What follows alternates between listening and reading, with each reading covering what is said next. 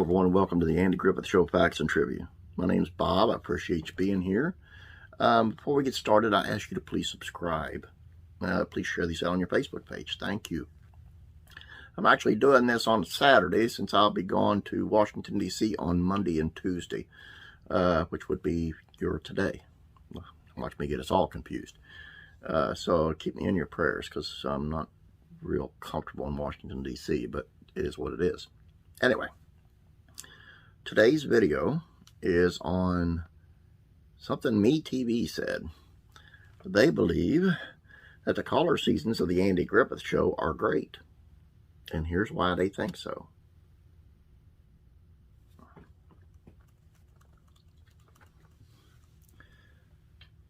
Pity poor Jack Burns. He had some sizable shoes to fill in 1965. Comedian, the partner of George Carlin and Burns and Carlin comedy team, is asked with replacing Don Knotts on the Andy Griffith Show. The multiple Emmy-winning actor stepped away from the hit series after season 5 to pursue a film career.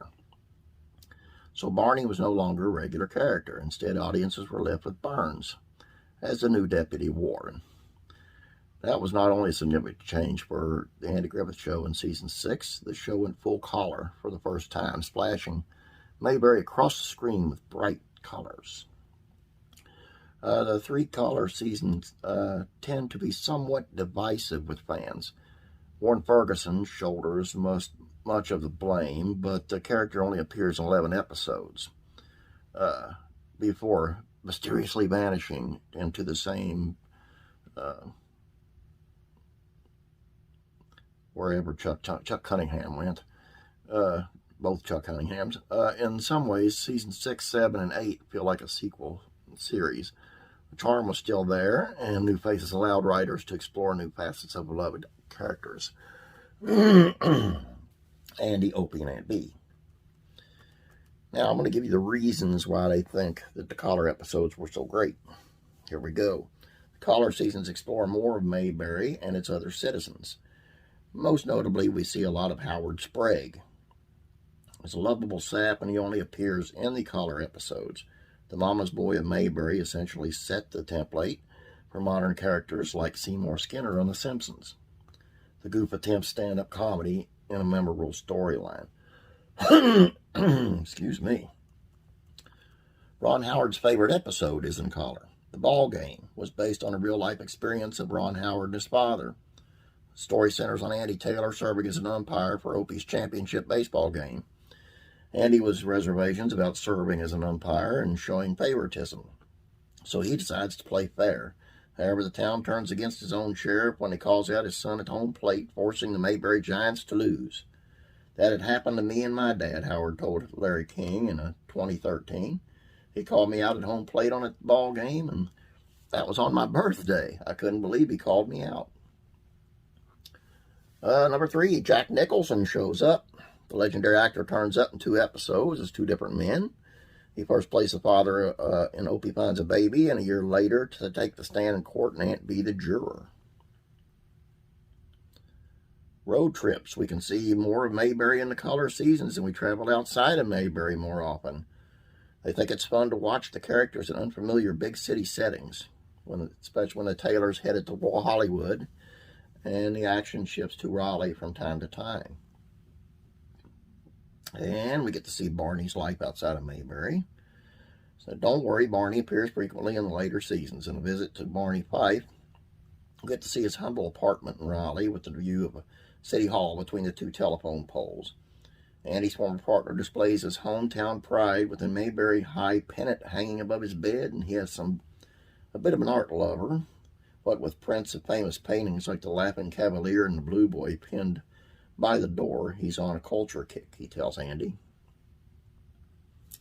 And we see Gavin MacLeod as Andy Taylor. Ever wondered what someone else would be like as Andy Taylor? Well, the sheriff himself is curious, which is why they went to Hollywood to witness a production about his life. A wig-wearing Gavin MacLeod, the captain of the Love Boat, is playing the movie version of Sheriff Taylor. And we get to see Aunt Bee a little more. With Opie a little older, Aunt Bee's child-rearing duties subside a bit, giving the housekeeper far more me time. She helps bring Chinese cuisine to Mayberry in Aunt Bee's restaurant and takes flying lessons in Aunt Bee's big moment. That's where I think they jumped the shark big time.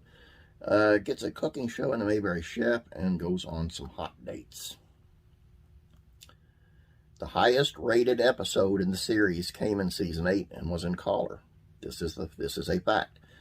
Don Knotts' final appearance on the Andy Griffith Show came in season 8 with Barney hosts a summit meeting.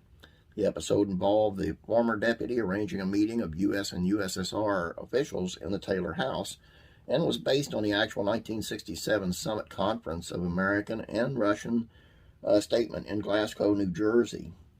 The episode drew more viewers than any other for the entire series and ranked among the highest rated sitcom episodes of all time. It's worth noting that Don Knotts won 2 of his Emmys for work in the color seasons. Helen is more developed as a love interest. The black and white seasons focus on Andy Taylor as a father and do a wonderful job of depicting that relationship. In the collar years, we get to see more of Andy as a lover and fiance. Now, sure, Andy previously dated Ellie Walker and Peg McMillan, but those two hardly had the screen time and character development of Helen, who is a major figure in her own right. Overall, the women of Mayberry are more developed in the collar seasons, they believe. 10. It's a pleasure to see Opie take all those lessons from the early years and turn into a young man. We see that parenting pay off. Remember how Andy teaches Opie how to deal with a bully at the start of season 2? Well, in the final season's Opie and Mike, it is now the young Taylors passing along that advice. We also see Opie take his first job, join a rock band, and develop crushes. Older characters are typically a little more well-rounded. And last but not least, Mayberry is simply beautiful in color, they think. Yeah, this is pretty obvious. Mayberry in the 60s, pretty is color. And here we go. Mayberry in the 1960s, color is pretty. It's a spectacle to behold the town in its full spectrum. Now, this was not my opinion. This was MeTV's opinion, okay?